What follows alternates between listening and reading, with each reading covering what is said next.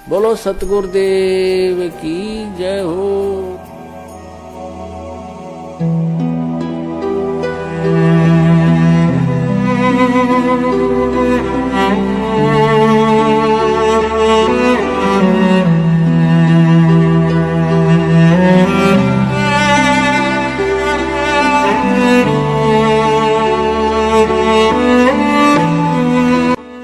बंदी छोड़ सतगुरु रामपाल जी महाराज जी की जय हो। परमात्मा की सभी प्यारी आत्माओं को पवन दास जयपुर वाले का सत्साहेब।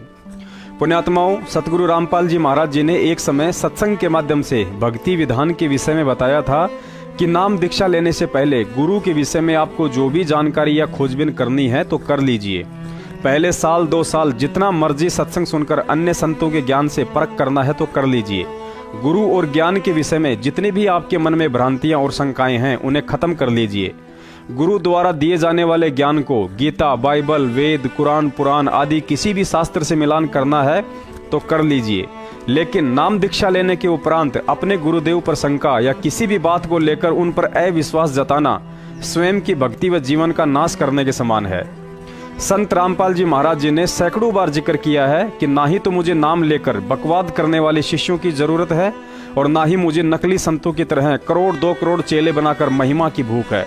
सतलोक आश्रम बरवाला में केवल उन्हीं आत्माओं की जरूरत है जो तत्व ज्ञान को आधार बनाकर अपना आत्म कल्याण करवाने की इच्छुक हो। 18 नवंबर सन 2014 से पहले किसी भी भगत भाई बहन को गुरु और ज्ञान पर कोई शंका नहीं थी। आश्रम में ज्ञान के ऊपर बातें चलती तो हर कोई यही कहता था कि भाई ऐसा निर्मल और शास्त्र प्रमाणित ज्ञान तो आज से पहले कहीं सुना ही नहीं था। कोई कहता मैं तो 20 साल से राधा स्वामी पंथ में था, लेकिन सत्संग के नाम पर वही घिसी बीटी 2 बातें और कुछ नहीं। कोई कहता मेरी तो 3 पीढ़ियां कबीरपंथी हैं, लेकिन यथार्थ कबीरपंथ तो मुझे अब संत रामपाल जी महाराज जी की शरण में आकर मिला है। गुरु के विषय में बातें होती तो सबके मुख से यही निकलता था कि धन्य है हमारे भाग्य जो संत रामपाल जी महाराज जैसे सतगुरु मिले। कुछ कहते कि आशीर्वाद के समय उन्होंने जब पहली बार मेरे शीश पर हाथ रखा तो मुझे ऐसा लगा जैसे किसी ने मेरे सर से टनोटन भार उतार दिया हो। कोई कहता कि गुरुजी को जब पहली बार देखा तो ऐसा लगा जैसे मैं इनको सदियों से जानता हूँ और ये वही हैं जो आज बार बार मुझे सौपन में दर्शन दिया करते हैं। भंडारे की बातें होती तो भगत लोग यही कहते कि भाई ऐसा स्वादिष्ट भोजन जीवन में पहली बार खाया है। कुछ कहते कि ये खाना यहाँ का है ही नहीं, यह तो साक्षात सतलोक से आया है। लेकिन जैसे ही सतलोक आश्रम मैनेजमेंट की गलतियों व अहंकार के चलते बरवाला कांड 2014 हुआ तथा मीडिया ने आधा झूठ और आधा सच जनता के सामने परोसना शुरू किया तो उन 70% भक्तों को ज्ञान, गुरु, सत्संग, भगत और आश्रम को लेकर तरह तरह की शंकाओं ने ऐसे लपेट लिया जैसे भूखा अजगर बकरी को लपेटता है। जैसे ही मीडिया वालों ने सतलोक आश्रम के अंदर बना हुआ स्विमिंग पूल दिखाया, आश्रम के अंदर ही एक 5 मंजिला होटल जैसा शानदार बंगला दिखाया, उस बंगले के बाथरूमों में एसी लगी दिखाई, तो दुनिया के उन सभी सर्वश्रेष्ठ तत्व ज्ञान प्राप्त भक्तों को शंका होने लगी कि गुरुजी को क्या जरूरत थी आश्रम में स्विमिंग पूल बनाने की, इतना बड़ा आलीशान बंगला बनाने की। गुरुजी हमें तो कहते हैं कि बच्चों, तुम्हें इस काल लोक में कम से कम सुविधाओं का इस्तेमाल करते हुए एक साधारण जीवन जीना है, और खुद ने नहाने के लिए भी स्विमिंग पूल बनवा रखा था। हमें तो कहते थे कि घर तो 3.5 हाथ, गढ़ा तो 3.25 और खुद 5 मंजिला आलीशान कोठी में रहते थे। भाई, गुरुजी को संत होकर इन सब की क्या जरूरत थी? कबीर साहिब भी तो एक झोपड़ी में रहकर साधारण सा जीवन जिया करते थे। गुरुजी अपने आप को परमात्मा कबीर साहब का भेजा हुआ प्रतिनिधि बताते हैं कि मुझे परमात्मा ने अपनी पावर देकर भेजा हुआ है। फिर गुरुजी को 30-30 बंदूक वाले बॉडीगार्ड की क्या जरूरत थी? दुश्मन तो बनारस में कबीर साहिब जी के भी थे, लेकिन उन्होंने तो कभी अपने साथ एक लठैत भी नहीं रखा। कबीर साहिब जी के साथ भी शेख तकी जैसे दुष्टों ने 52 कसनियां कसी थी, लेकिन उनके चमत्कार और समर्थता के आगे सब फेल हो गए थे। फिर गुरुजी के पास अगर कोई शक्ति थी तो बरवाला कांड में कोई चमत्कार क्यों नहीं दिखाया? पुण्यात्माओं, बरवाला कांड के बाद सैकड़ों की संख्या में ऐसे ऐसे महापुरुषों की शक्ल दास की आंखों के सामने आज भी घूम रही है, जिन्होंने अपने घर से गुरुजी की फोटो और पुस्तकें फटे पुराने बोरे में डालकर कुएं में फेंक दी थी और आज गुरुजी के वकील बनकर उनसे मिलने के लिए हिसार जेल में जाते हैं। नाम बताऊंगा तो उस पाखंडी व्यक्ति को आज रात नींद नहीं आएगी। जिस भक्ति को शिखर में पहुंचाने के लिए आज दुनिया का एकमात्र संत 2-2 बार जेल जा चुका है, दो कौड़ी के इंसानों की गालियां खाता है, अपने भाई बंधु और परिवार के जुल्म सहता है, उस भक्ति के विषय में आदरणीय गरीबदास जी महाराज जी ने पवित्र ग्रंथ साहिब में राम राय जी को समझाते हुए बताया था कि भाई राम राय, सूली ऊपर सेज सुनो रे झूम करा, कि राम राय, परमात्मा कबीर साहिब जी की ये सत भक्ति करना किसी ऐरे गहरे और घिसे पिटे कुसंस्कार वाले जीव के बस की बात नहीं है। इस भक्ति पर तो लाखों में से कोई एक सूरमा ही बड़ी मुश्किल से टिक पाता है। गरीबदास जी महाराज ने सूली के विषय में बताया कि पहले के समय में बड़ा दोष साबित होने पर राजा लोग दोषी व्यक्ति को सूली तोड़ने की सजा सुनाया करते थे, जो आज की उम्र कैद और फांसी से भी कई गुना अधिक कष्टदायी होती थी। जल्लाद लोग एक 5 से 6 फीट का आगे से नुकीला भाले के जैसा मजबूत सरिया जमीन में गाड़ देते थे और दोषी व्यक्ति को रस्सियों से बांधकर उस नुकीले सरिये के ऊपर बैठा दिया जाता था। वह सरिया धीरे धीरे उस व्यक्ति के गुदा द्वार से सिर के बीचों बीच बाहर निकलता था। उस कष्ट को बयान नहीं किया जा सकता। ठीक ऐसे ही एक कबीर जी की सत भक्ति है। समझो भगत की सेज अर्थात बिस्तर उस सूली के ऊपर बिछा हुआ है, अगर जरा भी मर्यादा खंडित हुई तो यह काल 84 लाख योनियों में ठोक देता है। और काल का पहला दाव है कि इस जीव को सतगुरु से दूर करना। उसके लिए यह क्या क्या घटिया तरीके और घातक सूक्ष्म हथियारों का इस्तेमाल करता है, परमात्मा ही जानते हैं। ऐसा ही हथियार और एक घटिया चाल चलते हुए काल भगवान ने शैतान बना भगवान नामक पुस्तक को 15 साल बाद फिर से मोहरा बनाया है। दास ने यह मनगढ़ंत पुस्तक आज से 2 साल पहले ही पढ़ ली थी। आपको जानकर हंसी भी आएगी कि यह पुस्तक परम संत सतगुरु रामपाल जी महाराज जी को टारगेट करते हुए एक ऐसे व्यक्ति ने लिखी है जो किसी जमाने में उनका शिष्य हुआ करता था। नाम है संजय उर्फ संत कृष्णदास जी महाराज, जिला अंबाला, हरियाणा। इसके नाम से ही साबित हो रहा है कि किसी जमाने में संत रामपाल जी महाराज की शरण में यह व्यक्ति भगत बनकर मोक्ष प्राप्ति की उम्मीद में आया था, या उनसे थोड़ा बहुत ज्ञान ध्यान और समाधान लेकर संत का चोला धारण करने की इच्छा से भगत बनने का नाटक करने आया था। संत कृष्णदास महाराज की तरह और भी कई ऐसे महापुरुष हैं जो सतगुरु रामपाल जी महाराज जी से विमुख होकर अपना अलग से चिमटा गाड़ चुके हैं। और यह कोई बड़ी बात भी नहीं है, क्योंकि कबीर साहिब जी अपनी वाणी में बताते हैं कि साहिब के दरबार में गाहक कोटि अनंत, 4 चीज ये चाहते रिद्धि सिद्धि मान महंत। एक और वाणी में परमात्मा ने बताया कि साहिब के दरबार में ऐसा कोई एक, इन तीनों को छोड़कर वो चाहे पुरुष अलेख। दास ने 2 साल पहले ही इस मनगढ़ंत पुस्तक शैतान बना भगवान को पढ़कर रद्दी में डाल दी थी, लेकिन काल तो काल है, वह तो अपने स्वार्थवश कचरे का भी सदुपयोग करना जानता है और अपने कुछ एजेंटों के माध्यम से उस परम संत को भक्तों व दुनिया की नजरों में गिराने का घटिया कुप्रयास करवाने की कोशिश कर रहा है। लेकिन वो कहावत है ना कि 100 गीदड़ मिलकर भी एक शेर का शिकार नहीं कर सकते। और अपने संत बनने के घटिया मंसूबों में सफल ना होने पर जिस गुरुद्रोही व्यक्ति संत कृष्णदास महाराज द्वारा यह पुस्तक लिखवाकर काल जिसका शिकार करने की फिराक में है, वह शेर नहीं बल्कि अध्यात्म का बब्बर शेर है। और उस बब्बर शेर के सामने जब 650 साल पहले दिल्ली के बादशाह सिकंदर लोदी के दरबार में हाथी ने लीद कर डाली थी, तो आज इस कृष्णदास जैसे 2 कौड़ी के गीदड़ों की क्या औकात है जो संत रामपाल जी महाराज जी के ज्ञान आधारी मजबूत पौधों का पत्ता तक हिला दे। शैतान बना भगवान पुस्तक के लेखक का असली नाम संजय दास था। बाद में छुड़ानी धाम के अवधूत स्वामी भगत राम जी से दीक्षा लेकर आज अंबाला में स्वयं संत कृष्णदास महाराज बनकर लोगों को फर्जी दीक्षा दे रहा है। यह व्यक्ति सन 1994 में संत रामपाल जी महाराज जी का शिष्य बना था। 5-6 साल तक उनके साथ सत्संगों में आता जाता रहा। उसके बाद सितंबर सन 2000 में इसके जीवन में क्या भूकंप आया, देखिए इसी पुस्तक के पेज नंबर 8 पर, जब यह डोंगी संत कृष्णदास अपने चेलों को झूठी बकवास सुना रहा था। पुण्यात्माओं, इस कृष्णदास और इसके चेलों के इस बनावटी संवाद को जरा गौर से पढ़ना और सुनना, क्योंकि आगे जब इस झूठ का विश्लेषण किया जाएगा तो आपको समझने में आसानी रहेगी। पुण्यात्माओं, ये पुस्तक है शैतान बना भगवान, इसका पेज नंबर 9 है। और आप जिसे प्रार्थना है इसको थोड़ा ध्यान से सुनना, इसकी एक एक बात को, क्योंकि आगे परमात्मा इसका विश्लेषण करवाएंगे तो आप जी को समझने में आसानी होगी। ये जो संजय है, संजय उर्फ कृष्णदास महाराज, ये अपने शिष्यों को बता रहा है सतगुरु देव जी के विषय में। क्या बता रहा है? पृष्ठ नंबर 60 पर, मुझे संत रामपाल दास को नाम देने की आज्ञा मेरे पूज्य गुरुदेव स्वामी राम देवानंद जी ने दी। कबीर साहिब हमारे परमेश्वर हैं। पुण्यात्माओं, इस लाइन को ध्यान से पढ़ना। कबीर साहिब हमारे परमेश्वर हैं, वे समय समय पर मुझ दास को संभालते रहते हैं। यानी ये गुरुजी के विषय में बता रहा है कि संत रामपाल जी महाराज ने एक पुस्तक में लिखा है कि कबीर जी हमारे परमेश्वर हैं और वे समय समय पर मुझ दास को संभालते रहते हैं। आगे फिर ये अपने चेलों को क्या बता रहा है, इन सभी ढोंगी बनावटी बातों का एक ही उत्तर मैं आपको समझाऊंगा। परमेश्वर कबीर साहिब जी को तो एक नौकर बना लिया जो टाइम टाइम पर इनकी संभाल करते रहते हैं। दिव्य दृष्टि दे दी जो सब ब्रह्मांडों को देखकर चित्र बनाए हैं। एसी गाड़ी में बैठे बैठे दिव्य दृष्टि सारे ब्रह्मांडों ने देख ले से। आसन लगाकर बैठना, थोड़ी देर मालिक का ध्यान करना, यो तो ढोंगियों का काम होता से, संतों का थोड़ी होता है। संतों इसी गाड़ी में बैठकर मोबाइल फोन सुनते सुनते चारों तरफ से राइफल बंदूक पिस्तौलों वालों का पहरा लगाकर दिव्य दृष्टि ने खोल ले से। जब सब देखकर चित्र बनाए से। सन 1951 में कबीर साहिब जी ने भेजा था और परमेश्वर कबीर साहिब मार्च 1997 से मिल गए थे। उसके बाद संभाल रहे हैं।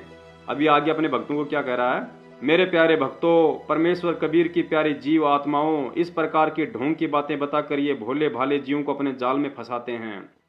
मेरी आंखों के सामने की घटना सन 2000 में घटी, जो मैं उस समय इनके संत रामपाल दास जी के साथ रहता था। भक्ति का प्यासा था। सतगुरु गरीबदास महाराज जी की फूल रूपी वाणी का मैं भंवरा था। महाराज की वाणी प्रचार में दिन रात इनके साथ रहता था। न धूप न छाया, न दिन न रात, कुछ भी नजर नहीं आता था। बस एक ही लक्ष्य होता था कि महाराज जी सतगुरु जी की वाणी का प्रचार अखंड पाठ करते और कराते हैं। इसमें हर प्रकार से सेवा करते हुए शरीर को पूरा कर देना है। दूसरा कभी लक्ष्य ही नहीं है। ये तो मेरे बंदी छोड़ कबीर साहिब जानते हैं, आप नहीं जान सकते। परंतु मेरे जीवन में सितंबर 2000 में एक भयंकर तूफान आया जिसने मेरे कुछ अज्ञान के पर्दे दूर किए। अब ध्यान से सुनना पुण्यात्माओं कि इसके जीवन में 2000 में क्या घटना घटी जो इस मूर्ख के अज्ञान के सारे पर्दे हटा दिए। रात्रि 12 बजे जब चिड़ी गांव से सत्संग करके जगत गुरु तत्वदर्शी संत रामपाल जी, उनका ड्राइवर जयवीर कपूरा करोथा वाला, सोमवीर करोथा वाला और मैं स्वयं भूतपूर्व नाम संजय भगत जी और सेवक सुनील दास एक टाटा सुमो गाड़ी में बैठकर चिड़ी गांव से लाखन माजरा रोड पर चले। अब आगे ये क्या बताना चाहेगा इसमें कि भाई संत रामपाल जी महाराज कहते हैं कि मुझे दिव्य दृष्टि मिली हुई है, मुझे परमात्मा मिले हुए हैं, मुझे समय समय पर संभालते रहते हैं। तो इन तीनों चीजों को ये अपने चेलों को समझा रहा है कि उनको कितनी दिव्य दृष्टि प्राप्त है और कितना उनको कबीर साहिब जी संभालते हैं। सुमो गाड़ी में बैठकर चिड़ी से लाखन माजरा रोड पर चले। दिव्य दृष्टि का प्रमाण 1997 में कबीर साहिब ने दर्शन दिए, उसका प्रमाण समय समय पर संभालते रहते हैं, उसका प्रमाण। तो चिड़ी गांव से एक मारुति कार पीछे लगी और उसने 2 किलोमीटर गांव से दूर जाकर संत रामपाल जी की गाड़ी की आगे अड़ा दी। 3 बदमाश टाइप के नौजवान लड़के उतर आए और आते ही गाड़ी की चाबी निकाल ली। हम सबको नीचे उतार लिया और सन 1951 में परमेश्वर जी के भेजे हुए जगतगुरु को भी गले से पकड़कर नीचे उतार लिया और गंदी गंदी गालियां दी जो मैं यहाँ नहीं लिख सकता। लगभग 200 फुट दूर ले गए। 5 मिनट तक आपस में बातचीत चलती रही। क्या बातें हुई मुझे मालूम नहीं। उसके बाद गाड़ी के पास ले आए। हम सबको कान पकड़वा दी और कहा यदि ऊपर उठोगे तो जान से मार देंगे और हमारी पिटाई करने लगे और जगत गुरु जी के भी कान पकड़वा दिए और लात घुसे मार कर बोल रहे थे कि बोल मेरी मौसी के घर फिर जाएगा। जगत गुरु जी मना कर रहे थे, कभी नहीं जाऊंगा, आज बख्श दो, फिर प्रचार करेगा। जगत गुरु जी बोले कभी नहीं करूंगा और नाक से 7 लकीर निकलवाई और कहने लगे आज तो छोड़ देता हूं, अगर आगे कहीं हरियाणा में प्रचार करते मिल गए तो घसीट घसीट कर मारूंगा, जा भाग जा हरामजादे। और इतना कहकर पिटाई करते करते चाबी वापस दे दी और हमारे को कहने लगे कि इस लुच्चे आदमी की गैलियां मिल गए हो, तुम्हारा भी नंबर लगेगा। पुण्यात्माओं, इस उपरोक्त घटना से स्पष्ट होता है कि यह कृष्णदास महामूर्ख किस्म का व्यक्ति है जो ज्ञान आधार से नहीं जुड़ा हुआ था। ऊपर वीडियो में आपने जो चिड़ी गांव वाली घटना सुनी, उसके बाद यह मूर्ख व्यक्ति कृष्ण कह रहा है कि इस घटना ने तो मेरी सोच ही बदल डाली, क्योंकि संत रामपाल जी महाराज कहते हैं कि जिसकी दिव्य दृष्टि खुल जाती है वह एसी गाड़ी में बैठा बैठा भी ब्रह्मांडों को देख सकता है। और इसी आधार से उन्होंने ब्रह्मांडों का लघु चित्र भी बनाया था। यदि संत रामपाल जी महाराज की दिव्य दृष्टि खुल गई थी तो उन्हें यह क्यों दिखाई नहीं दिया कि चिड़ी गांव से बाहर निकलने के बाद कुछ लड़के मारुति गाड़ी लेकर उनके साथ साथ हमें भी लात घुसू से मारने वाले हैं। पुण्यात्माओं, कबीर साहिब जी कहते हैं कि वाणी ही से पहचानिए कुटिल नीत की घात, अंदर की करनी की निकले मुख से बात। इस महामूर्ख व्यक्ति कृष्णदास के मुख से निकले इसके शब्द ही यह साबित करते हैं कि इसकी सोच और बुद्धि का स्तर पहले भी पशु तुल्य था और आज भी है। पुण्यात्माओं, याद करो 650 साल पहले की वह घटना जब कबीर साहिब जी ब्राह्मणों के सत्संगों में जाकर उन्हें ब्रह्मा विष्णु महेश जी के विषय में सवाल किया करते थे, तथा एक सत्संग में उन ब्राह्मणों ने कहा कि कबीर तेरा तो कोई गुरु ही नहीं है, फिर तू क्या जाने इन वेद शास्त्रों को। तो कबीर साहिब जी ने कह दिया था कि पंडित जी, मेरा भी वही गुरु है जो आपका गुरु है। और जब इस बात की शिकायत ब्राह्मणों ने स्वामी रामानंद जी से की तो रामानंद जी आग बबूला हो गए और कबीर साहिब जी को पकड़ कर लाने के लिए कहा। और सबको पता है 5-7 ब्राह्मणों का टोल कबीर साहिब जी को पकड़ने के लिए जुलाहों की बस्ती में गया और कबीर जी के साथ साथ उनके माता पिता नीमा नीरू जी को भी लाठियों से खूब पीटा। अब इस प्रकरण को सुनकर या पढ़कर क्या इस पुस्तक के लेखक मूर्ख व्यक्ति कृष्ण की तरह अपने स्वयं की घटिया सोच से आज हम भी यह भक्ति और कबीर साहिब जी को त्याग दें कि कबीर जी को तो असंख्य ब्रह्मांडों का स्वामी व दिव्य दृष्टि युक्त कहा जाता है, तो उस समय उनकी दिव्य दृष्टि कहाँ चली गई थी जब उन पंडितों ने स्वयं कबीर साहिब जी को व उनके माता पिता को लात घूसों से मार मार कर अधमरा कर दिया था। आगे इस मूर्ख व्यक्ति की शंका है कि संत रामपाल जी महाराज तो कहते हैं कि मुझे 1997 में पूर्ण परमात्मा कबीर साहिब जी आकर मिले थे, उसके बाद समय समय पर संभालने की कहकर अंतर्ध्यान हो गए। अर्थात संत रामपाल जी महाराज के इस कथन से तो कबीर साहिब जी उनके नौकर हो गए जो उन्हें समय समय पर संभालते रहेंगे। पुण्यात्माओं, दास को हंसी आ रही है इस अनाड़ी व्यक्ति कृष्ण के घटिया बुद्धि स्तर पर। आखिर छुड़ानी धाम के किस मंद बुद्धि महंत ने इस पशु को संत कृष्णदास महाराज की उपाधि देकर संत का चोला पहनाकर अंबाला में बैठा दिया। विचार करें, एक पिता अपने बच्चे को अच्छी शिक्षा के लिए घर से दूर शहर की किसी बढ़िया स्कूल में प्रवेश दिलवाकर वही हॉस्टल में उसके रहने खाने की सारी व्यवस्था करवाकर वापस घर को चलते समय उस बच्चे से कहे कि बेटा अच्छे से पढ़ाई करना और घबराने की कोई बात नहीं है, मैं समय समय पर तुझे संभालता रहूंगा, चिंता मत करना। तो क्या वह पिता उस बच्चे का नौकर बन गया? नहीं, क्योंकि यह उस पिता की जिम्मेदारी बनती है कि वह अपने बच्चे को संभालता रहे ताकि बच्चा अपने आप को असुरक्षित और अकेला महसूस ना करे। परमात्मा कहते हैं, अंधे की बाँ पकड़ी अंधे ने, ये मार्ग कौन बतासी। छुड़ानी धाम के अवधूत स्वामी भगत राम जी के इस काल प्रेरित शिष्य कृष्णदास महाराज द्वारा अपनी घटिया सोच आधार से अपने पहले गुरु संत रामपाल जी महाराज जी में दोष निकालना अपने आप में एक मूर्खता की मिसाल है। असल में यह व्यक्ति भगत नहीं बल्कि काल एजेंट था। अगर इसका उद्देश्य शिष्य बनकर भक्ति ही करना होता तो छुड़ानी धाम के महंत अवधूत स्वामी भगत राम जी से दीक्षा लेकर एक भगत बनकर भक्ति करता, न कि अंबाला में आश्रम खोलकर संत गिरी का ढोंग करके अपने साथ साथ सैकड़ों व्यक्तियों को शिष्य बनाकर उनका जीवन बर्बाद करता। पुण्यात्माओं, आगे इस पुस्तक के पेज नंबर 11 पर यह मूर्ख व्यक्ति कह रहा है कि मैं तो एक सामान्य व्यक्ति हूँ, ना ही कबीर जी का अवतार हूँ और ना ही मुझे संत रामपाल जी महाराज की तरह दिव्य दृष्टि प्राप्त है। लेकिन तुरंत ही पेज नंबर 12 पर कह रहा है कि एक समय करोथा आश्रम से संत रामपाल जी महाराज के भाई महेंद्र दास और सेवक विजेंद्र ने मुझे फोन किया और कहा कि कृष्णदास महाराज जी, हम आपसे नाम दीक्षा लेना चाहते हैं, लेकिन हमने सुना है आप पहले संत रामपाल जी महाराज के शिष्य थे, आपको उस आश्रम से क्यों निकाला गया और आपको नाम उपदेश देने का आदेश किसने दिया है। आगे कृष्णदास महाराज ने लिखा है कि जब महेंद्र दास बात कर रहा था तो वही पास में जगत गुरु संत रामपाल जी महाराज भी बैठा हुआ था। पुण्यात्माओं, यह मूर्ख व्यक्ति कृष्ण पेज नंबर 11 पर स्वयं लिख रहा है कि मैं तो एक सामान्य व्यक्ति हूँ, मैं ना ही तो कबीर जी का अवतार हूँ और ना ही मुझे संत रामपाल जी महाराज की तरह दिव्य दृष्टि प्राप्त है। फिर इस पेज नंबर 12 पर यह बात लिखते लिखते अचानक से इसकी दिव्य दृष्टि कैसे खुल गई, जिसने तुरंत देख लिया कि संत रामपाल जी महाराज जी भी उस समय वही बैठे हुए थे जब उनका भाई महेंद्र इससे बात कर रहा था। अर्थात इस मनगढ़ंत पुस्तक में टोटल झूठ और पाखंड का समावेश मात्र बदले की भावना है और बदला यही है कि जो जो व्यक्ति मंद बुद्धि होंगे वे संत रामपाल जी महाराज जी की भक्ति से दूर हो जाएंगे। और यदि तू एक सामान्य ही व्यक्ति है, तेरा कबीर जी से कोई लेना देना नहीं है, ना ही तुझे कोई दिव्य दृष्टि प्राप्त है और ना ही उपदेश करने का आदेश है, तो फिर क्यों संत बनने का ढोंग करके लोगों को शिष्य बनाकर उन्हें नरक में ठोकने का बीजा बना रहा है। कबीर साहिब जी ने कहा था कि जो मम संत सत्य शब्द दृढ़ावे, वाके संग सब राड बढ़ावे। अर्थात कबीर जी के असली संत के साथ आज भी वही होगा जो 650 साल पहले स्वयं कबीर जी के साथ हुआ था। आगे इस पुस्तक के पेज नंबर 15 पर कृष्णदास महाराज ने लिखा है कि 2001 में पूना महाराष्ट्र में रविंद्र ढाका के यहाँ सत्संग था। मैं भी साथ ही था, लेकिन मैंने वहाँ जो देखा वह सब एक अन्य भक्त कृष्णकांत को भी बताया।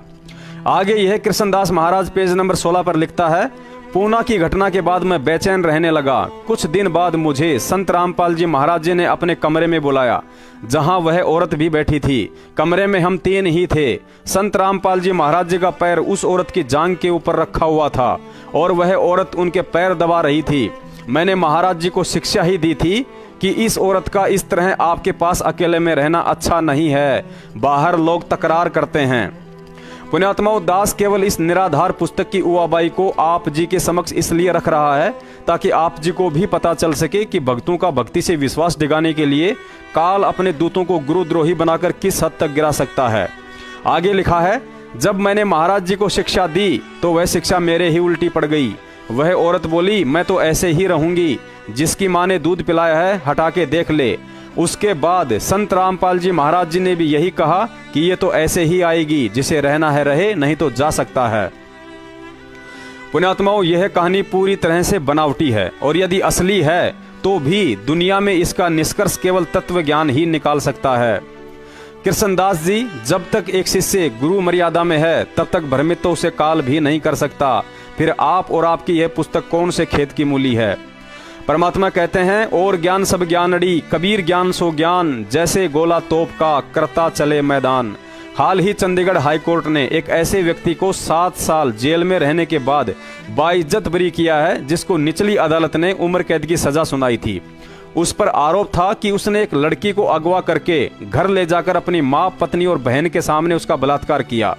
लेकिन जब मामला हाई कोर्ट में गया तो जज ने उसे बाइज्जत बरी करते हुए फैसला सुनाया कि कोई गिरे से गिरा हुआ व्यक्ति भी अपनी माँ, बहन और बीवी के सामने किसी का बलात्कार नहीं कर सकता। पुण्यात्माओं, ठीक इसी तरह आज के दिन इस पृथ्वी सहित 21 ब्रह्मांडों में ऐसा कोई संत महंत विद्यमान नहीं है और ना ही 650 साल पहले कबीर साहिब जी के अलावा कोई था जो अपने माता पिता का गुरु बनकर भक्ति करवाता था और बेटा होकर माँ बाप को आशीर्वाद देता था और माँ बाप दोनों अपने बेटे को जमीन पर लेटकर दंडवत प्रणाम किया करते थे। यह कर्म और हिम्मत कोई इंसान नहीं बल्कि परमात्मा ही कर सकता है। आज यदि ऐसा कोई पृथ्वी पर मौजूद है तो वह महापुरुष संत रामपाल जी महाराज है, क्योंकि भगवान वाले काम तो केवल भगवान ही कर सकता है और ऐसे महापुरुष के विषय में इतनी घटिया बात लिखना तो दूर, सोचने वाला भी घोर नरक का अधिकारी है। पुण्यात्माओं, वही सेम काशी वाली कहानी, जिस समय अर्जुन सरजुन कबीर साहिब जी के पास उनको इस गुरुद्रोही कृष्ण की तरह शिक्षा देने गए थे, तो सेम यही दृश्य था। अर्थात कबीर साहिब जी का पैर भी अर्जुन सरजुन को नाम लेने के बाद भी वैश्या दिखाई दे रही उस गणिका बहन की जांघ के ऊपर ही रखा हुआ था और वह बहन अपने पिता के चरणों की सेवा कर रही थी। लेकिन दोस्त तो अर्जुन सरजुन के मन में था, उन दोनों बाप बेटी के अंदर नहीं। अब यहाँ विचार करें, पेज नंबर 16 पर इस कृष्णदास ने स्वयं लिखा है कि मुझे संत रामपाल जी महाराज ने स्वयं अंदर बुलाया था और जब मैं अंदर गया तो उस औरत की जांघ के ऊपर संत रामपाल जी महाराज जी का पैर रखा हुआ था और वह पैरों को दबा रही थी। अरे थोते दिमाग वाले मूर्ख इंसान, यदि उन दोनों बाप बेटियों के दिमाग में तेरी तरह गोबर भरा होता या मन में कोई दोष होता तो संत रामपाल जी महाराज जी तुझे उस बहन के सामने अंदर क्यों बुलाते, या बुलाते भी तो अपना पैर एक तरफ हटा लिया होता। लेकिन गुरु की परीक्षा को तेरे जैसा रिद्धि सिद्धि और महंत बनने की भूख रखने वाला मूर्ख इंसान क्या समझे।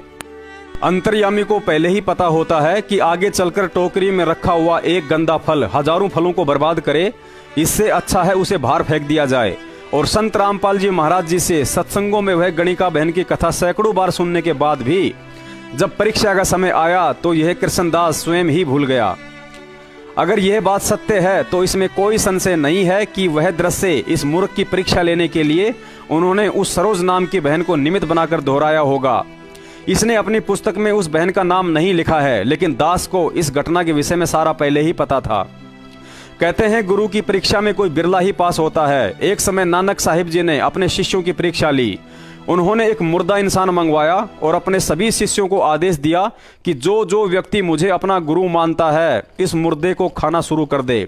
सब के सब पीछे हट गए, केवल एक शिष्य ही सामने आया और कहा, गुरुजी आगे से खाना शुरू करूं या पीछे से। असल में लोगों को वह मुर्दा दिखाई दे रहा था, लेकिन वह हलवा प्रसाद था और वही एक शिष्य आगे चलकर गुरु अंगद देव जी के नाम से प्रसिद्ध हुआ। उसके बाद इस पुस्तक में आगे यह मूर्ख प्राणी स्वयं लिख रहा है कि जब मैं आश्रम से आने लगा तो मुझे संत रामपाल जी महाराज जी ने बहुत डराया कि भक्ति से दूर होगा तो गधा बनेगा, नरक में जाना पड़ेगा, आदि आदि। मूर्ख व्यक्ति जिसे तू डराना कह रहा है उसे संत भाषा में समझाना कहते हैं, जो कि संत रामपाल जी महाराज पिछले 23 साल से सभी को संदेशा देते आ रहे हैं कि सतगुरु के उपदेश का लाया एक विचार, जय सतगुरु मिलते नहीं तो जाते नरक द्वार। नरक द्वार में दूध सब करते खेचा तानी, उनसे कभू न छूटता फिर फिरता चारों खानी। चार खानी में भरमता कभू न लगता पार, सो फेरा सब मिट गया मेरे सतगुरु के उपकार। पुण्यात्माओं, यह सत्य भक्ति मार्ग और इस भक्ति मार्ग से जीवों को भटकाने के लिए काल भगवान 72 करोड़ अप्सराएं और 9 लाख उर्वशी सहित अपनी पत्नी दुर्गा तक को साधक का विश्वास डिगाने के लिए कैसी कैसी घटिया हरकतें करने के लिए बाध्य कर देता है।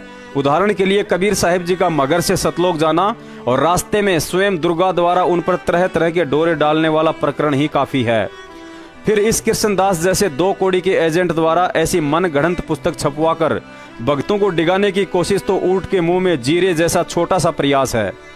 परमात्मा ने इसीलिए कहा था कि पाकी फसल देखकर गर्बियो मत किसान, अभी तो झोले बहुत हैं भाई घर आले तब जान। दुनिया भूल चुकी है तो याद दिला देते हैं कि 650 साल पहले कबीर साहिब जी ने तत्व ज्ञान की उल्टियां कर रहे अपने 64 लाख शिष्यों की परीक्षा लेने के लिए एक गणिका बहन जो नाम उपदेश से पहले वैश्या का कर्म करती थी उसे निमित्त बनाया और कुछ ऐसा खेल रचा कि जगत के साथ साथ हम 64 के 64 लाख मूर्खों ने कबीर साहिब जी को भड़वा भड़वा कहकर त्याग दिया था। लेकिन आज 650 साल बाद हमें समझ आ रहा है कि भड़वा परमात्मा नहीं, असली भड़वे तो हम थे जो इस कृष्णदास महाराज जैसे किसी ऐरे गहरे नत्थु बेरे के कान भरने से भ्रमित हो गए थे। पुण्यात्माओं, इस काल प्रेरित दुनिया के लोग भी बड़े अजीबो गरीब है। दुनिया वालों ने जिस कबीर साहिब को 650 साल पहले भड़वे का प्रमाण पत्र दे दिया था, आज उसी कबीर साहिब जी को पुनः पूर्ण परमात्मा का प्रमाण पत्र देकर कुछ तो उनकी भक्ति कर रहे हैं और कुछ उन्हीं के नाम से दुकान खोलकर बैठे हैं। आज से 15 साल पहले यह पुस्तक लिखकर इस गुरुद्रोही कृष्ण ने भी काल प्रेरणा से वही कहानी दोहराकर भक्तों को संत रामपाल जी महाराज जी से दूर करना चाहा था। लेकिन भगत का स्वभाव हंस जैसा होता है, वह निरख परख किए बिना सतगुरु तो बहुत दूर की बात किसी आम व्यक्ति में भी दोष नहीं देख सकता है, क्योंकि इस सत भक्ति में सोचे हुए का भी क्रमदंड जीव को भुगतना पड़ता है। इस कृष्ण जैसे पाखंडी लोगों ने ही कबीर साहिब जी के विषय में हम 64 लाख को उल्टा पाठ पढ़ाकर उनसे दूर कर डाला था, जिसकी सजा हम आज तक भुगत रहे हैं। देखिए इस मन गढ़ंत पुस्तक शैतान बना भगवान का वही पेज नंबर 16, जिसको पढ़ने के बाद आप जी को पता चलेगा कि इस कलयुगी गुरुद्रोही कृष्ण की बुद्धि का स्तर अर्जुन सर्जुन से अधिक नहीं है, जो कबीर साहिब जी को शिक्षा देकर उनके ही गुरु बन बैठे थे। उन्होंने कहा था कि गुरुजी यह नीच का घर है, आपको यहाँ नहीं बैठना चाहिए था, बाहर काशी में आपकी बदनामी हो रही है। और ठीक यही शब्द इस पुस्तक के 16 नंबर पेज पर इस मूर्ख कृष्ण ने स्वयं अपने हाथों से लिखे हैं। पुण्यात्माओं, देखिए इस पुस्तक का पेज नंबर 16 जिस पर यह मूर्ख व्यक्ति कृष्ण लिख रहा है। तो मैंने हिम्मत सी करके कहा कि यह औरत अकेली अंदर आती है, और जब आप पूना गए उस दिन से पूरा दिन व पूरी रात यह अंदर आपके कमरे में ही रही। यह सब अच्छा नहीं है, हम गलत नहीं सोचते, परंतु यह सब अच्छा नहीं है। मैंने तो एक शिक्षा ही दी थी, परंतु उल्टी मेरे ही पड़ गई। पुण्यात्माओं, गुरुजी ने एक सत्संग में बताया कि 2 लड़के स्वांग देखने गए थे। उस स्वांग में एक स्त्री और पुरुष एक्टिंग कर रहे थे। एक साथी ने कहा कि देखो यह लड़की कितनी सुंदर है। साथी ने कहा कि यह लड़की नहीं बल्कि लड़का है, लेकिन वह मानने को तैयार नहीं था। स्वांग खत्म होने के बाद वह लड़का अपने साथी को उस कमरे में ले गया जहां लड़की की एक्टिंग कर रहा वह लड़का लड़की वाले अपने सभी कृत्रिम अंग उतारकर खूंटी पर टांग रहा था। साथी ने कहा कि यह तो वास्तव में लड़का ही है।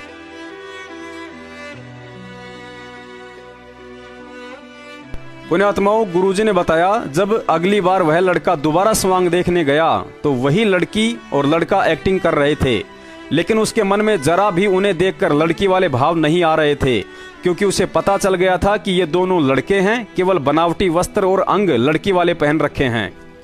पुण्यात्माओं, ठीक ये स्थिति संत की होती है। जब इस बात की जानकारी सतगुरु रामपाल जी महाराज जी के लाखों भक्तों को हो चुकी है कि असल में हम सब आत्मा हैं और काल भगवान ने इस आत्मा के ऊपर जीवों को मोह माया में फंसाने के लिए नर और नारी करके यह बनावटी खोल पहना रखी है, तो बुद्धिमान व्यक्ति विचार कर सकता है कि लाखों लोगों की सोच बदलने वाले परम संत रामपाल जी महाराज जी की स्वयं की क्या सोच होगी। दूसरी बात, सतगुरु रामपाल जी महाराज जी को केवल वही व्यक्ति पहचान सकता है जो कोयल का बच्चा होगा। गुरु आश्रम में हो या किसी भगत के घर, यदि एक शिष्य या शिष्या को उनके पास रात दिन रहकर सेवा का अवसर मिल जाए तो उस आत्मा के लिए इससे बड़ा सौभाग्य और क्या हो सकता है। शिष्य और गुरु का रिश्ता बाप बेटी के रिश्ते से कई गुना बढ़कर होता है। इसे कोई मूर्ख क्या समझे। ये तो ऐसा है जैसे गूंगा व्यक्ति गुड़ खाकर उसका स्वाद नहीं बता सकता। केवल इस रिश्ते को शुद्ध आत्मा ही अनुभव कर सकती है। बाकी आरोप लगाने वालों ने तो साक्षात कबीर साहिब जी को भी नहीं बख्शा था। कबीर साहिब जी कहते हैं, गुरु करो 10 पांचा, जब तक ना मिले गुरु सांचा। यही बात पवित्र पुस्तक ज्ञान गंगा में परम संत रामपाल जी महाराज जी ने लिखी है। यदि मुझसे उपदेश लेने के बाद भी आपको यह ज्ञान समझ में नहीं आता है तो बेहिचक अपना गुरु बदल सकते हैं, लेकिन साथ ही भक्ति विधान के हिसाब से एक हिदायत भी दी है कि अपने गुरु की निंदा कतई ना करें, क्योंकि संत का निंदक पाप का भागी बनता है और गुरुद्रोही कहलाता है। और आजकल व्हाट्सएप पर शैतान बना भगवान पुस्तक का ज्यादा से ज्यादा कुप्रचार वही गुरुद्रोही व्यक्ति कर रहे हैं जो बरवाला कांड के बाद अपनी अज्ञानता और महामूर्खता वश संत रामपाल जी महाराज जी की सत भक्ति को त्याग कर एक काल प्रेरित पंथ मदन पंथ में जा रहे हैं, क्योंकि उस पंथ के प्रचारक नितिन रायजादा को संत रामपाल जी महाराज जी से कुछ आवश्यकता से ज्यादा ही ईर्ष्या है। ये व्यक्ति भक्ति तो वैराग्य साहिब की करता है, लेकिन इसके दिमाग में सिमरन 24 घंटे सतगुरु रामपाल जी महाराज जी के नाम का ही चलता रहता है। इसे लगता है यदि संत रामपाल जी महाराज जी को नीचा दिखा दिया जाए तो मैं सर्वाजीत बन सकता हूँ। इस मदन पंथी नितिन की सोच और बुद्धि उस भैंसे के जैसी है जिसका जिक्र एक बार सत्संग में सतगुरु रामपाल जी महाराज जी ने किया था। एक गांव में भैंसा रहता था, लेकिन आसपास के भैंसों से इतना द्वेष रखता था कि किसी को भी अपनी सीमा में घुसने नहीं देता था, और कभी कभार कोई गलती से उस गांव में आ भी जाता था तो उसे मार मार कर भगा देता था। एक दिन उस गांव के रास्ते कोई महावत हाथी लेकर जा रहा था। गर्मी का समय था, सोचा इस तालाब के किनारे कुछ समय आराम करता हूं और तब तक हाथी भी तालाब में नहा लेगा।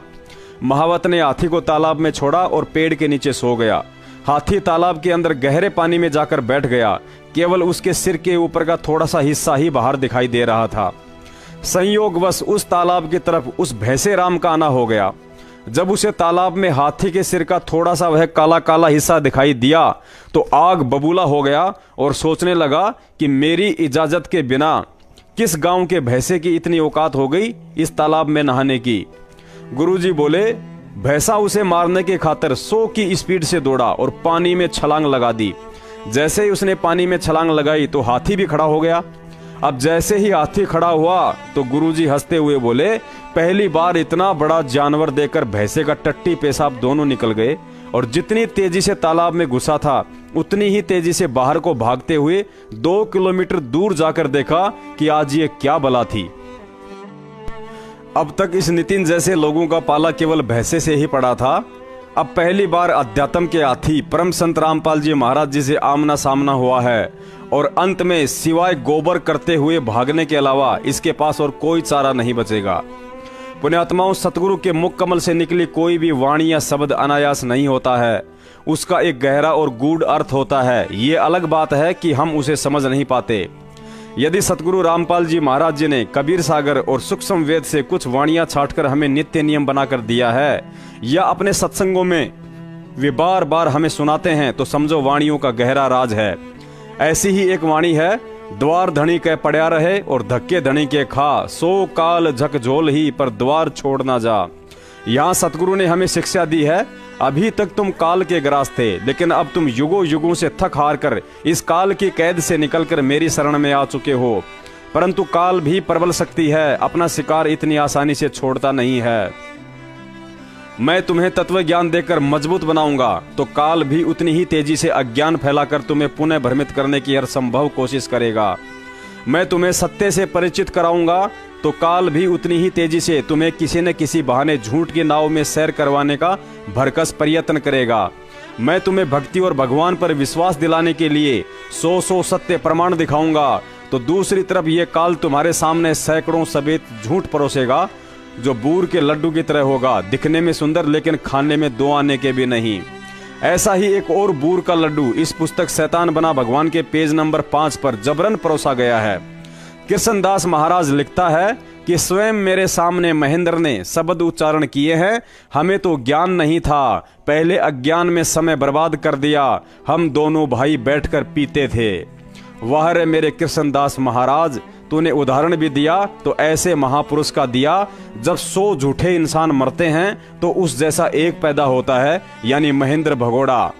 बरवाला कांड के बाद इस महेंद्र के चरित्र को देखने के बाद संत रामपाल जी महाराज का भगत जरूरत पड़ी तो कुत्ते की बात पर यकीन कर लेगा, लेकिन इस दुष्ट महेंद्र की बातों पर नहीं। हमने गुरु संत रामपाल जी महाराज को बनाया है, काल एजेंट महेंद्र को नहीं। और ना ही हमें तेरी और तेरे बाप महेंद्र की बातों पर कोई यकीन करना है, क्योंकि तू 2001 में ही गुरुद्रोही बन चुका था और महेंद्र 2014 के बाद बन गया। पुण्यात्माओं, इसीलिए दास ने यह पुस्तक आज से 2 साल पहले ही रद्दी में डाल दी थी, क्योंकि इस पुस्तक में लिखी किसी भी बात का कोई ठोस आधार या प्रमाण नहीं है और ना ही इन बातों का वर्तमान में कोई वजूद है। और रही बात शराब पीने की, तो मूर्ख प्राणी कृष्णदास यह बात नारद जी से जाकर बोल कि तेरा गुरु कालू झीमर तो नाम लेने से पहले शराब पीता था, मांस खाता था, तू उसे छोड़ क्यों नहीं देता। यह बात जाकर उन 100 करोड़ हिंदुओं को बोल कि तुम जिस रामायण को पढ़कर पंडिताई कर रहे हो, उस रामायण को लिखने वाले वाल्मीकि जी पहले मांस खाते थे और शराब पीते थे, अतः तुम इस रामायण को पढ़ना छोड़ क्यों नहीं देते। और फिर आकर मुझे बताना कि नारद ने कालू झीमर को त्याग दिया या हिंदुओं ने रामायण को पढ़ना त्याग दिया, और यदि नहीं तो तेरे बराबर नीच इंसान कोई दुनिया में नहीं जो ईर्ष्यावश कुछ भी लिख रहा है। दूसरी बात, इस भक्ति का विधान कबीर साहिब जी ने बनाया है और उनके विधान में शिष्य के लिए हिदायत है कि गुरु की कथनी पर चलना है, करनी पर नहीं। मुझ पवन दास को सतगुरु रामपाल जी महाराज जी से सन 2013 में नाम दीक्षा मिली थी। अब सन 2012 में या उससे पहले संत रामपाल जी महाराज अपने भाई के साथ शराब पीते थे या हुक्का, वे बालाजी पूजा करते थे या खाटू श्याम जी, मुझे इन सब बातों से कोई लेना देना नहीं है। ठीक ऐसे ही यदि किसी भगत ने उनसे सन 1994 में नाम दीक्षा ली है तो सन 1993 या उससे पहले संत रामपाल जी महाराज क्या करते थे और क्या नहीं, इन सब बातों से उस भगत को कोई लेना देना नहीं होता है और ना ही होना चाहिए। अरे नालायक इंसानों, रही बात हम भक्तों के विश्वास की, तो उस पाखंडी कृष्णदास महाराज ने तो अपनी पुस्तक में खाली एक ही औरत का जिक्र किया है। यदि सैकड़ों भी दिन रात उस परमपिता के शरीर से लिपटे रहें तो भी इस सृष्टि में ऐसी कोई शक्ति नहीं है जो हमारा विश्वास सतगुरु रामपाल जी महाराज और उनकी भक्ति से डिगा सके। तुम तो खाली ये बनावटी बातें इन पुस्तकों में लिख रहे हो। यदि यही बात संत रामपाल जी महाराज अपने मुख कमल से भी कह दें तो भी हम आत्माओं को यकीन नहीं होगा, क्योंकि यह आध्यात्मिक खेल है जिसे समझना तुम जैसे माया के पुजारियों के बुद्धि के बाहर की बात है। पुण्यात्माओं, परमात्मा की वाणी है, एक टूक के कारण कुत्ता 70 घर फिर आवे और विश्वास के कारण हाथी घर पर बैठा बैठा मन भर खावे। तो भाई, हम उन कुत्तों में से नहीं हैं जो आज किसी गुरु के चरण चाट रहे हैं और कल को किसी और के चाटने लग जाएंगे। तत्व ज्ञान देकर सतगुरु रामपाल जी महाराज हमें अपनी पहचान करवा चुके हैं। हम काल के कुत्ते नहीं बल्कि दयाल के हंस हैं। नितिन जी, वह समय काफी पुराना हो चुका है जब सर्वानंद जैसे पंडितों ने हमारी अज्ञानता का फायदा उठाकर हमारे से तालियां बजवा दी थी कि कबीर हार गया, कबीर हार गया। उस समय हम तो अनपढ़ थे ही थे, लेकिन कबीर साहिब जी भी अनपढ़ बनकर लीला कर रहे थे। लेकिन वर्तमान का कबीर इंजीनियर है, इंजीनियर। पहले सिंचाई विभाग का बनकर पौधों को सींचा करता था और अब अध्यात्म का इंजीनियर बनकर अपने भक्तों को सींच रहा है। आज आप लोग ये जो थोते परमाणु बम फोड़कर जिन भक्तों को तोड़ने की फिराक में घूम रहे हो, वह गंदगी तो बरवाला कांड 2014 में ही संत रामपाल जी महाराज से दूर हो चुकी है। बरवाला कांड के बाद अपने मन में सच्चे सतगुरु के प्रति दोष लाने वाले उन मंदबुद्धि लोगों ने तत्व ज्ञान आधार से यह विचार नहीं किया कि जिस संत रामपाल जी महाराज ने अध्यात्म के जो प्रमाणित रहस्य दुनिया के सामने उजागर किए हैं, उन्हें उजागर करने का अधिकार व आदेश कबीर साहिब जी ने आदरणीय धर्मदास जी को भी नहीं दिया था और ना ही गरीबदास जी को दिया। गुरुजी ने एक सत्संग में बताया था कि मैं कहता आखन की देखी और तुम कहते कागज की लेखी। गुरुजी ने साफ साफ कहा था कि बच्चों, भक्ति की जंग विश्वास रूपी हथियार से लड़ी जाती है। यदि सतगुरु पर विश्वास है तो ही तुम्हारे ये मंत्र रूपी बाण सही से काम करेंगे। मैं तुम्हें 23 साल से वेद, गीता, कुरान, पुराण, बाइबल आदि से 100 सत्य प्रमाण दिखाकर भक्ति का पहलवान बनाना चाहता हूं, ताकि तुम्हारा सतगुरु पर अटल विश्वास और भक्ति पर दृढ़ता आने वाली पीढ़ियों के लिए एक मिसाल बने। जैसे आज तुम लोग मीराबाई, नानक जी, सदना जी, नामदेव जी और प्रहलाद भगत जैसे दृढ़ भक्तों के किस्से सुनकर भक्ति कर रहे हो, ऐसे ही आने वाली पीढ़ियां भी आज इस संकट के दौर में भी दृढ़ होकर भक्ति कर रहे तुम भक्तों की कहानियां सुनकर मजबूत बनी रहें। परमात्मा कहते हैं, गरीब कच्चा हीरा कर्च हो नहीं सहे घनमार, ऐसा यह मन हो रहा लेखा लेकर तार।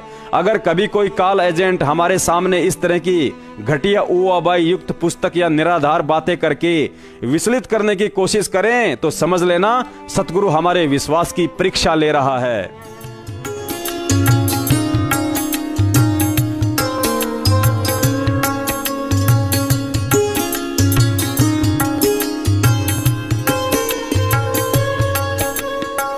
गुरु मानुष कर जानते ते नर कहिए अंध, ओ है दुखी संसार में फिर आगे काढ़ के फंदे।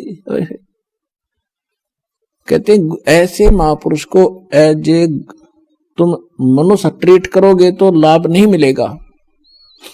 उसके लिए परमात्मा क्या कहते हैं कि गुरु गोविंद कर जानियो रहियो शब्द समाए, मिले जब दंडवत बंद की नहीं पल पल ध्यान लगावे। कि गुरु को परमात्मा जानकर आप व्यवहार करना। अपना तो एक सीधी सी बात है, जैसे ये दास परमात्मा ने भेज दिया तो दास वो परमात्मा नहीं है जिसकी आपको चाह है, लेकिन इस दास को एज ए गॉड ना मानोगे, भगवान की तरह नहीं मानोगे तो वो भगवान नहीं मिल सकता। अब जैसे एक गणित का एक प्रॉब्लम आती है, गणित में एक प्रश्न आता है, उसमें मूलधन ज्ञात करना होता है, बाकी दर भी टाइम भी सारा कुछ दिया होता है। तो उस मूलधन तो अरबों खरबों में होता है, अरबों खरबों का अमाउंट कई करोड़ रुपए का होता है। तो उस कई करोड़ अरब खरब के मूलधन को जानने के लिए आपको मानना पड़ता है सपोज मूलधन इज 100 रुपीज। जो मूलधन है वो 100 रुपये, मान लो मूलधन 100 रुपये मानकर हम सवाल निकाला करते, प्रॉब्लम हल करते थे। तो वो प्रश्न का हल ऐसे ही होगा ना, हो ही नहीं सकता।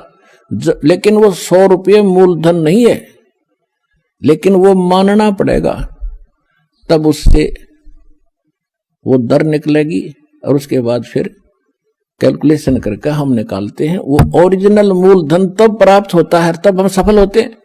इसी प्रकार आप जी ने इस दास को मानना पड़ेगा। मान लो रामपाल भगवान, रामपाल वो भगवान नहीं है।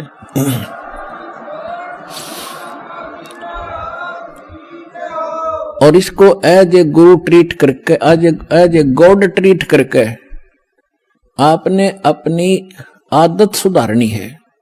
क्योंकि जब आप यहां से जाओगे, यहां से चलते ही गुरु का रोल पहले भी रोल है, फिर भी आपके साथ रहेगा। इस दास के रूप में आपका नीचे से गणेश जी के दरबार से अकाउंट क्लियर कराता चलेंगे। यानी आप जब यहां से चलोगे तो ऑटोमेटिकली आपके रास्ते साफ पाओगे।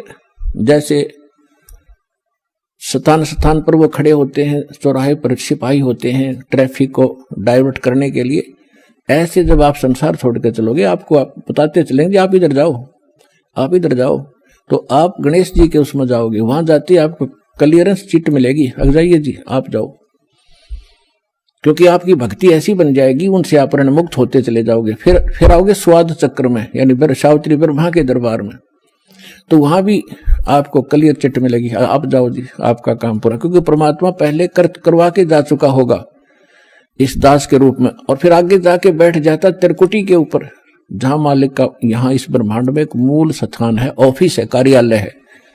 जैसे प्रत्येक देश में प्रत्येक देश का एक राजदूत भवन होता है, तो इस दास के रूप में आपको परमात्मा उस त्रिकुटी पर मिलेगा। तो फिर आप जाओगे नाभि कमल में, नाभि कमल में विष्णु और लक्ष्मी जी का दरबार है, वहां आपको फिर वहां से अकाउंट क्लियर लेना पड़ेगा, वो भी चिट आपको 4 मिलेगी, नो ड्यू सर्टिफिकेट।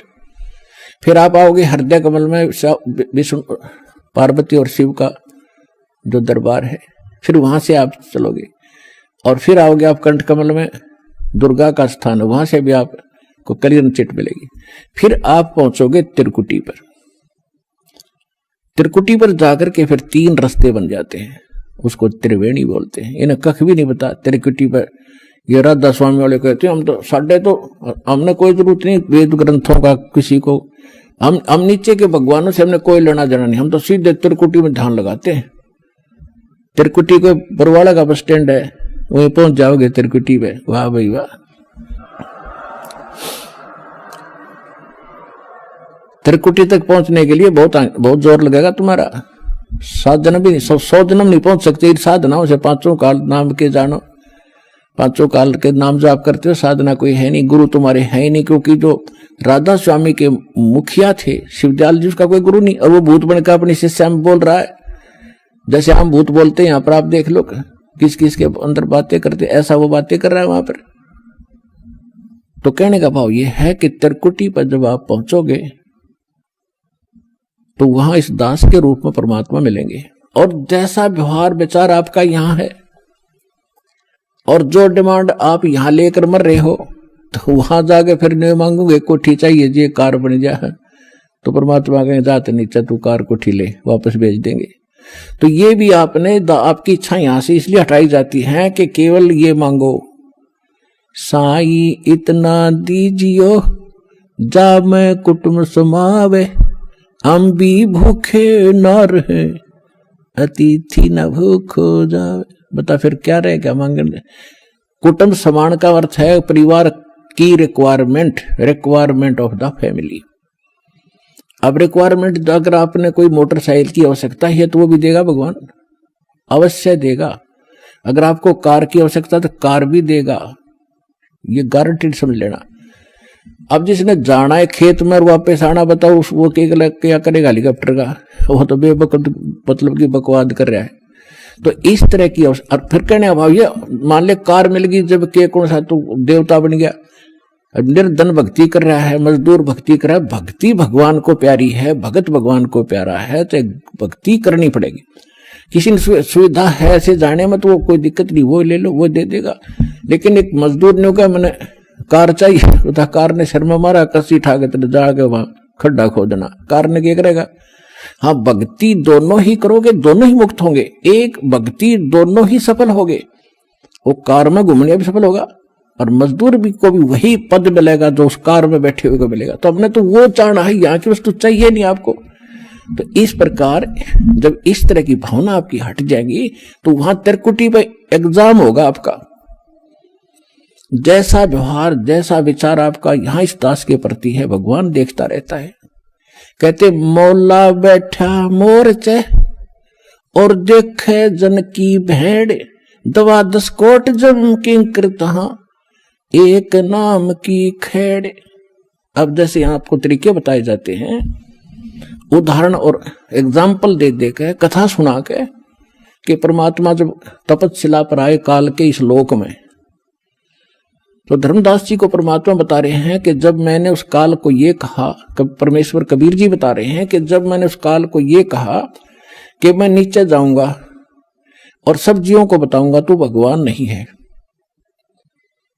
और सब गलत मंत्र जाप कर रहे हैं, उनको यथार्थ ज्ञान दूंगा, यथार्थ मंत्र दूंगा और सब जीवों को पार करके सतलोक ले जाऊंगा, तूने बहुत दुखी कर दिया इनको, भगवान की आत्माओं को। तब वो काल इतना ताकतवर है कि मेरे ऊपर झपट्टा मारा मारने के लिए, तो मैंने सतनाम का जाप शुरू कर दिया। और जो ही मैंने सिमरण किया श्वास से, ऐसे गिर गया जैसे पक्षी की पांख कट जाती है। तो कहने का भाव ये है कि जब आप पर कोई आपत्ति आती है, प्रथम मंत्र मिला है तो उसका सिमरण कर दिए शुरू, और सेकंड मिला है सतनाम तो सतनाम का सिमरण शुरू कर दीजिए। सारनाम मिला है तो वो तो कहना है क्या है, वो सिमरण कर दीजिए। तो तीनों ही एक जैसा प्रोटेक्शन करेंगे यहाँ की आपदाओं में। तो यहाँ परमात्मा हमें बताना चाह रहे हैं, तो यहाँ हमें बताना चाह रहे हैं कि जब कोई भी आपत्ति आवे तो अपने श्वास का सिमरण आपने शुरू कर देना चाहिए। और उस श्वास उसके अंदर जैसे मौला बैठा मोर्चे और देखे जन की भेड़, भेड़ माने भिड़ंत, यानी किस तरीके से ये लड़ता है। जैसे एक सैनिक है और उसके पास बंदूक है, गन है, अब वो गन न छोड़ के और पत्थर ठाको मारने चल रहे तो किसा क्या कल है उसके अंदर। तो आपको ये सतनाम, ये नाम की एक बंदूक दे रखी है, हथियार दे रखा है इस काल के दूतों के साथ लड़ने के लिए। अब जब आपके ऊपर आपत्ति आती है, यम के दूत आते हैं, चाहे परमात्मा ने लिखा, गरीबदास जी ने लिखा है कि वो परमात्मा आपकी हर गतिविधि देखता भक्त की, और आपको ये भी देखता है कि वो किस तरह से उनसे निपटेगा काल के दूतों से। कहते 12 करोड़ यम के दूत, 4 दूतों की तो बात ही छोड़ो जो तुम्हें लेने आते हैं। अगर 12 करोड़ यम के दूत सामने खड़े हों और आपने एक सिमरण कर दिया, वो 12 करोड़ न्यू पड़ेंगे, जाके एक दूसरे के ऊपर उछलते भागते नजर आओगे, न्यू मैदान साफ कर जाएंगे।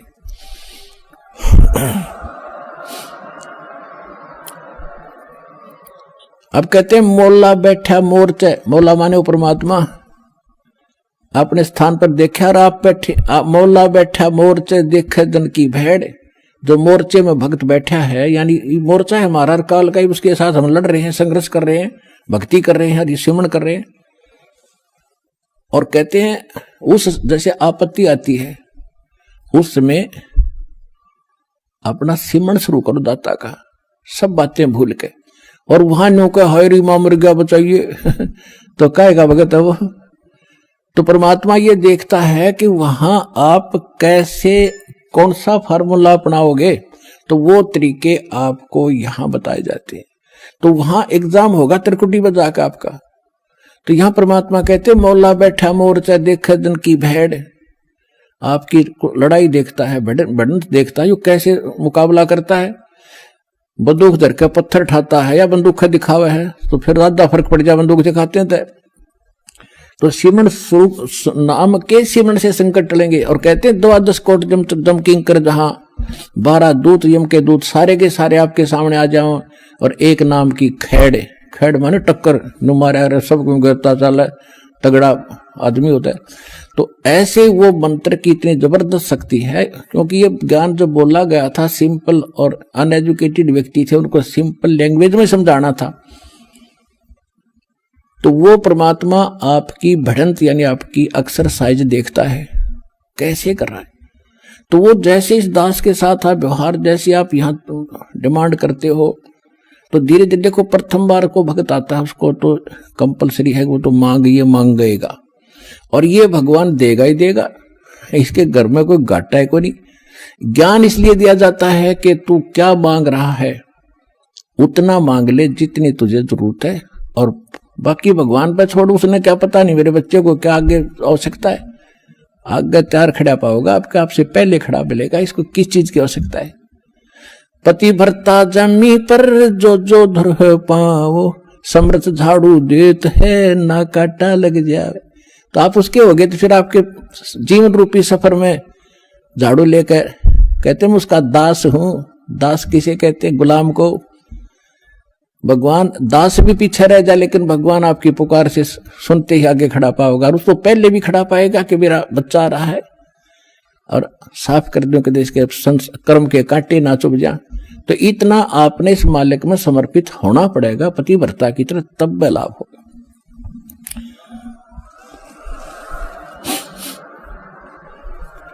जब आप त्रिकुटी पर पहुंचोगे, अब जैसा भाव आपका यहां है, जैसे स्वप्न में भी फिर ऐसा ही करते हैं, जैसा आप अपने जागृत जीवन में कर रहे हो दिन में, ऐसा ही आपका फिर स्वप्न होगा। ये स्वप्न दिन में कोई केले बेचे रेडी लगा के बाजार में, वो करता ले 10 के 20, 10 के 20, 10 के 20, 8 के 20, 8 के 20, ऐसा नहीं मिलेगा। तो सपने में फिर वो नहीं बोलेगा ले लो 10 के 20, 10 के 20। तो अब जैसा रिहर्सल आप यहां कर रहे हो, जब आपकी मृत्यु होगी आपको स्वप्न होगा, और उस स्वप्न में आप जो यहां कर रहे हो वहां बोलोगे जाके भगवान के दरबार में, भगवान के सामने।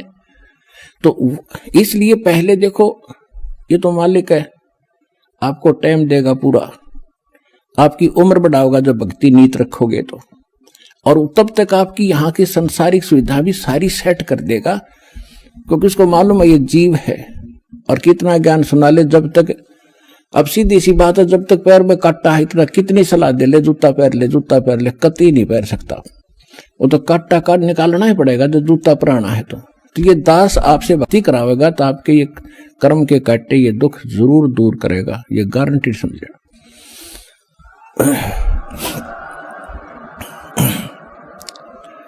तो उसके लिए आपको धैर्य रखना पड़ेगा। धीरे धीरे रे मना धीरे सब कुछ हो, और माली सीते 100 घड़ा ऋतुआएं फलो। फिर गुरु मानुष कर जानते, गुरु बिन माल, गुरु मानुष कर जानते, ते नर कहीं है अंध, ओ है दुखी संसार में फिर आगे काल के फंद। परमात्मा आपको त्रिकुटी पे मिलेंगे, वहां जाते ही आप समर्पित हो, जैसे दंडोत करोगे तो देखोगे मुंह की तरफ, और परमात्मा जिधर जाएंगे आप पीछे पीछे वहीं भाग लोगे, वहीं साथ जाओगे। तो वहां आपको धर्मराज के दरबार में ले जाया जाएगा, गेल जाएंगे दत्ता साथ में इस दास के रूप में। भाई कर ले गुरु वकील मुकदमा भारी है। परमात्मा सब तरह की सलाह देते हैं कि गुरु आपके एज एडवोकेट का भी काम करेगा उस धर्मराज या न्यायाधीश के दरबार में, जो यहाँ का चीफ जस्टिस है 21 ब्रह्मांड का, एक ब्रह्मांड का। तो वहां साथ जाएंगे दास के रूप में परमात्मा, और उनको कहेंगे कि सर निकालो गीता अध्याय नंबर 18 के श्लोक नंबर 66 को। ये विधान है भगवान का, सर्वधर्मान परित्यज माम एकम शरणम व्रज अहम तवा सर्व पापे भयमुक्षामि मा शुच। वो किताब खुल जाएगी गीता वहीं पर कि इस तेरे भगवान की बोली हुई है ये, इस ब्रह्म की। और देखो ये क्या कहता है कि मेरे सतर के सब पूजा मुझे दे दो और फिर तुम जाओ, अब जी छोड़ो इसको। ये ओम नाम का जाप 2 सेकंड, सतनाम में 2 सेकंड मंत्र आपको दिया जाता है, उसमें प्रथम जो मंत्र है सतनाम 2 अक्षर का, जो पहला अक्षर का मंत्र है ये ब्रह्म का है ओम। इसकी कमाई वहां दे देंगे, फिर वो ऑटोमेटिकली छोड़ देंगे, आ जाओ जी आप फिर। और फिर दूसरा मंत्र है सतनाम का, दूसरा अक्षर है, उसकी कमाई फिर अक्षर पुरुष के लोक में देंगे जाके, वहां भी आपके साथ रहेगा परमात्मा इस दास के रूप में। और जब फिर 11वां द्वार पार किया, फिर 12वें द्वार को पार करके तब सतलोक में जाया जाएगा। ये 11वां द्वार, कोई 10वें द्वार तक अटक रहा है, एक ने कितना 11वीं खिड़की पर सुन ली अधूरा से अधूरा। ये थे नीम हकीम, ये मधु परमहंस रांजडी वाला, 11वीं खिड़की आ गई, किसी नहीं पाई आज तक। ये थे काल के दूत। और परमात्मा को पता था कि इन मेरा संत धोएगा जाके, सारे की पोल पाड़ देगा। तो वो 12वां द्वार पार करके सतलोक में प्रवेश करेंगे और तब वहां चले जाएंगे जहां लौटकर कभी नहीं आते। तो परमात्मा की भक्ति और साथ में गुरु का यूं सहयोग आपको सदा बनाए रखना पड़ेगा। गुरु को सिर पर राखियो, गुरु सौंप्या से सौंप्या गुरुदेव को, सफल हुआ ये शीश नित्यानंद, इस शीश पर आप बसे जगदीश। कोटि जीव कोटि शीश तन दे लिए, जमराजा की फेंट एक शीश देख ले, सतगुरु अपने की भेंट। कहते इस काल को तने असंख्य शीश दे दिए, कित बेमौत मारा तेरे को, और एक शीश गुरु को देकर देख, सतगुरु को शीश देने का मतलब ये नहीं काट कर देना। एक गुरु शिष्य थे और गुरु उनको पढ़ा करते थे, बेटा गुरु की आज्ञा का पालन होना चाहिए, गुरु को भगवान के तुल मानना चाहिए। एक दिन उस गुरु ने परीक्षा लेनी चाहिए और कहा कि भाई आज मैं आपसे एक आदेश करता हूं। 5-7 भगत थे गुरु चेले, तो सब चेले कहने लगे जो आदेश हो गुरुदेव कि भी मेरे सर में 5-5 जूते मारो। अब 5 के 5 सुन हो गए। तो फिर वो याद दिलाते हैं कि गुरु की आज्ञा का जो पालन नहीं करते वो शिष्य फेल होते हैं। भाई देख लो, और तो उठे नहीं, एक खड़ा हुआ, अपना जूता निकाला, गुरुजी के चरणों में बैठ के अपने सिर में मारे 5 पट। गुरुजी बोला भाई डांडी मत मारे, तेरे सिर में नहीं मेरे सिर में कहा था मैंने, मेरे मारे। तो उस विवेकशील चेले ने कहा जी ये दास का शीश भी तो आपका ही है। तो कहने का भाव ये, आपने ऐसे समर्पित और विवेक से होना पड़ेगा, तब गुरु बिना आपका मोक्ष नहीं। और गुरु आपको मिल गया, आप कल्याण कराओ, अपने परिवार को लाओ और जहां तक संभव हो सके इस ज्ञान को फैलाओ, बहुत बड़ा परोपकार होगा, आपको विश्व का कल्याण होगा। बोलो सतगुरुदेव। जिसके सिर पर कृपा गुरु की, वो दुख कैसे पाएगा। जिसके सिर पर कृपा गुरु की, वो दुख कैसे पाएगा। नाम गुरु जी का जप लेगा, नाम गुरु जी का जप लेगा, जीवन सफल बनाएगा। जिसके सिर पर